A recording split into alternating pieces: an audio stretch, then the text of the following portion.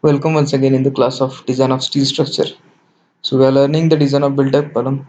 In last lecture we have seen what is the built-up column and what is the lacing. In today's lecture we are going to see the battening and its design. I am Mr. S. S. Savule, Assistant Professor in Department. Batten are the plates or any other road section used to connect two main components of a compression member. Battens should be placed opposite to each other on two parallel faces and should proportion uniformly throughout.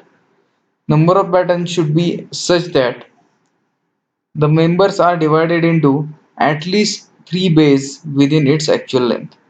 Batten provided at the end are called as a end batten and others are called as a intermediate batten.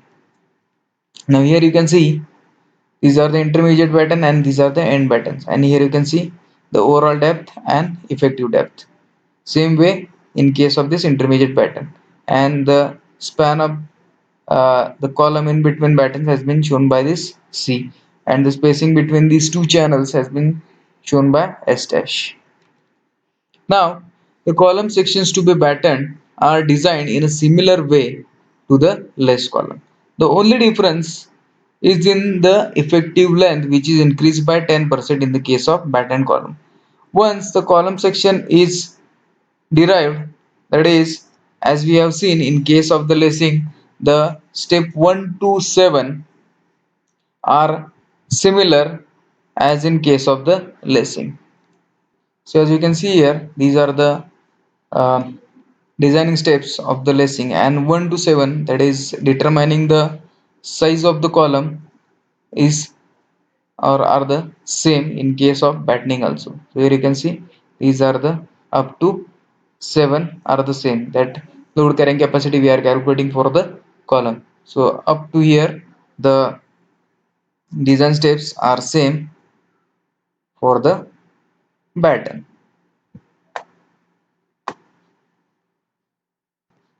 Now the batten can be designed as follows.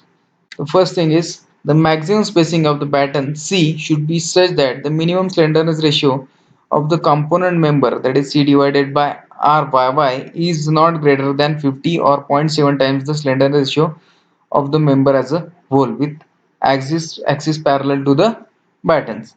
And second thing is the section of the batten is selected as follows and is checked for the forces to which it is subjected. So again all these things has been given in the IS code also. So the for the depth for the batten section is the effective depth of the end batten should not be less than the distance between the center of gravity of the component members, and this should be more than the twice the width of the one component member. The depth of intermediate batten is taken as 3 by 4th of the effective depth of the end batten and should be more than the twice the width of the one component member.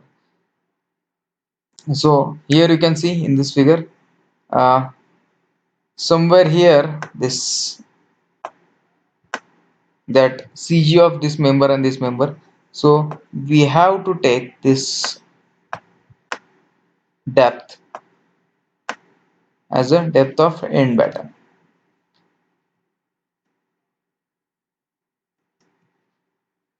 One more thing you can see here, this is the CYY, that is the CG of this particular channel section. So this thing you have to remember.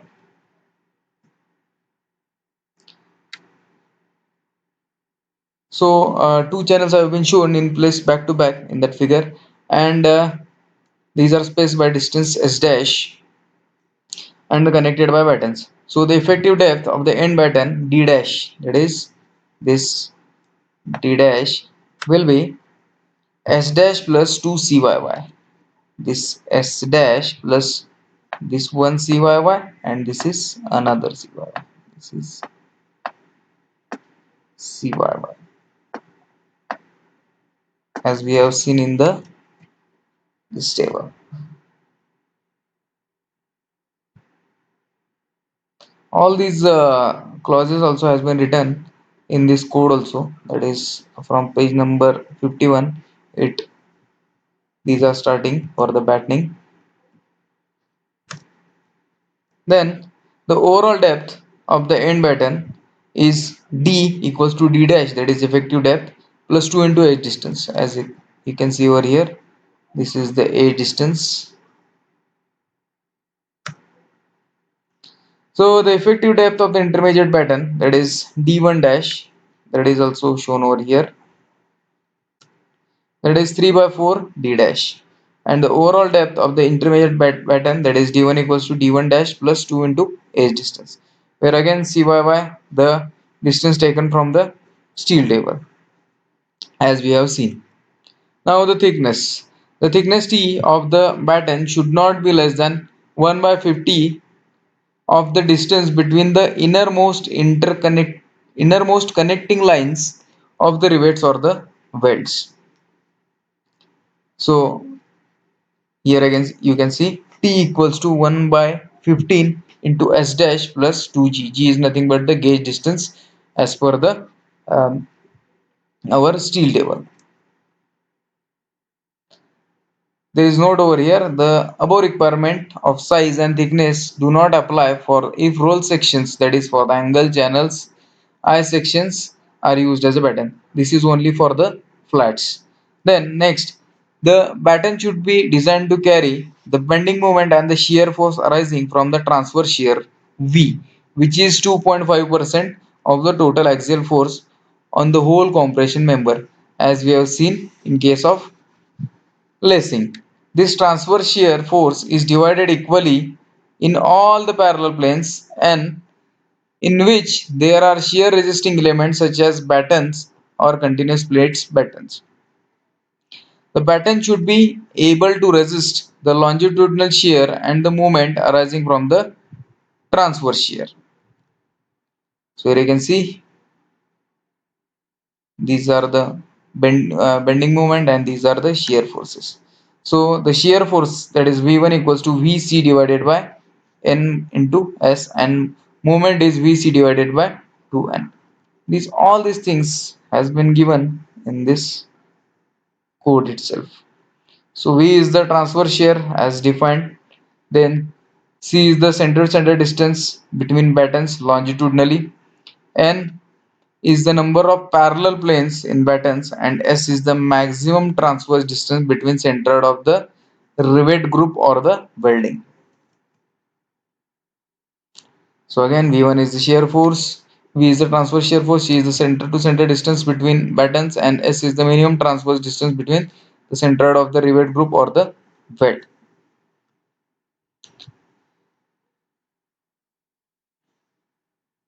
So here the two forces, that is V by 2N, equal and opposite at a distance C1 give rise to the moment. So here you can see these are the two opposite forces and these are giving rise to the moment. So M equals to Vc by 2N, and longitudinal shear has been shown over here, that is Vc by N into S. Now the average shear stress is calculated in the section of batten and it should be less than the allowable average shear stress. The bending stress of the section of the batten is calculated and it should be less than the allowable bending stress, that is 0.66 Fy. So we know the formula for bending stress, that is M by Z, that is M divided by 1 by 6 dd square. So again it has been simplified, that is 6M by dd square. So this way we have to check this for the shear and this for the bending. Then the connection is designed to resist the longitudinal shear and the bending moment. If riveted connection is done, not less than 2 rivets should be used. If welded construction is done, the aggregate length of the weld on the each edge, that is parallel to the depth, should not be less than half the depth of the batten plate. At least one third of the weld should be placed at each end of this edge. Now the design problem. So design a connecting system as a batten with riveted connection for the column that we have taken in the earlier example with two channels back to back. Now we know that in lacing we have discussed the same problem, that is P equals to 750 kilonewton, length is 10 meters. So in this case, for the battening, we are increasing the length by 10%, that is by multiplying it 1.1, so that becomes 11 meters. So the area required is, we are assuming sigma is as 1110, so 750 into 10 is 3 divided by the 1110, so required area is 6818 mm square. So we are providing here two ISMC 300 back to back. Now property of the one ISMC 300 is area equals to 4564 mm square, RXX 118.1 mm, RYY 26.1, IXX is 6362.6 into 10 to 4, and IYY is 310.8 into 10 to 4. Here we are using 2 ISMC, so we are multiplying area by 2. So 2 into 4564, that becomes 9128 mm square. The slenderness ratio is, length is 11.11 into 10 to 3 divided by 118, that is RXX. So that becomes 93.14. So from the IS 800 table number 5.1, we are getting the sigma SC value for the slenderness ratio 93.14 and FY 250, that is 86.86 Newton per mm square. So the load carrying capacity of the column is 792.85, which is greater than 750 kilonewton, hence it is okay.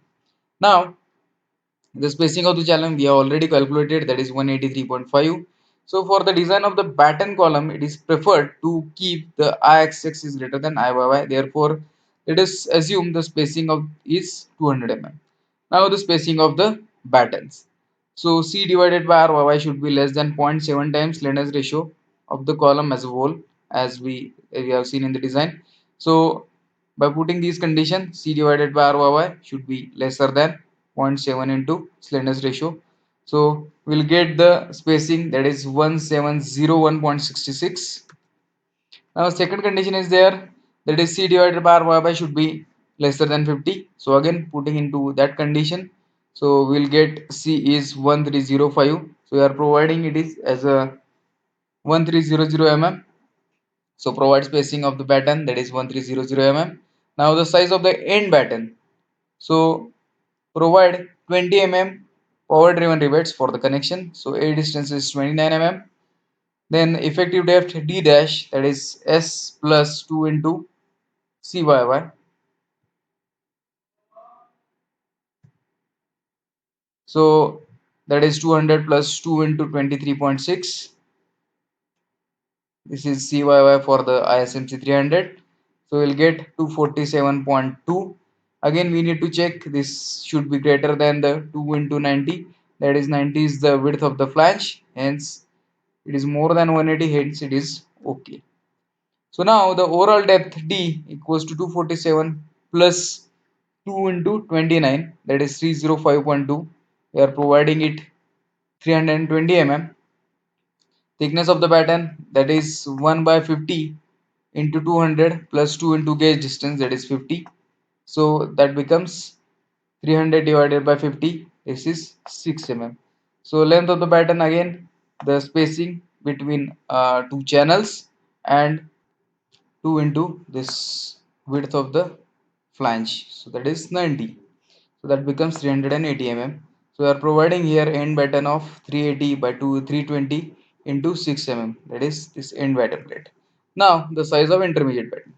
So again this depth is effective depth is 3 by 4 into 247.2, that is the depth we have got for the end batten. So that becomes 185.4, and again which is greater than 2 into 90, hence it is okay. So overall depth we are providing D dash equals to 185.4 plus 2 into 29, that is this A distance. So that becomes 243.4, but we are providing 260 mm. Thickness same, that is 6 mm, and length is 380 mm. Now we are providing the intermediate batten of 380 by 260 by 6 mm. Then design forces. So the transfer shear is 2.5% of the axial load. So that becomes 18.75 into 10 raised to 3 newtons. The longitudinal shear V1 equals to VC divided by NS. V is 18.75, C is 1300, N is 2, and S is the 200 plus 2 into 50, that is the gate distance. So that becomes 40.625. So the moment is again this V into C divided by 2 into N. So that becomes 6.093 kilonewton meter. Now we are checking for the end buttons. So for shear force, the force divided by the cross sectional area, that is 320 by 6. So that becomes 21.15. So which is lesser than 100, that is allowable shear stress, which is 0.4 fy, hence it is okay. And for the bending moment, that is 6m divided by td square. 6 into bending moment divided by t is 6 and depth is 320 square, so that becomes 59.50. So which is again uh, greater than the lesser than the allowable stress, that is 165. So it is okay. And now for the intermediate pattern. So again this force divided by the area, so this area is 260 by 6, so we'll get 26.04, which is lesser than the 100, hence it is okay. And for the bending, again we are putting all the things in the formula, so we are getting 90.144 the bending stress, so again which is lesser than the 165, hence it is okay. This is all about the designing of pattern. Thank you.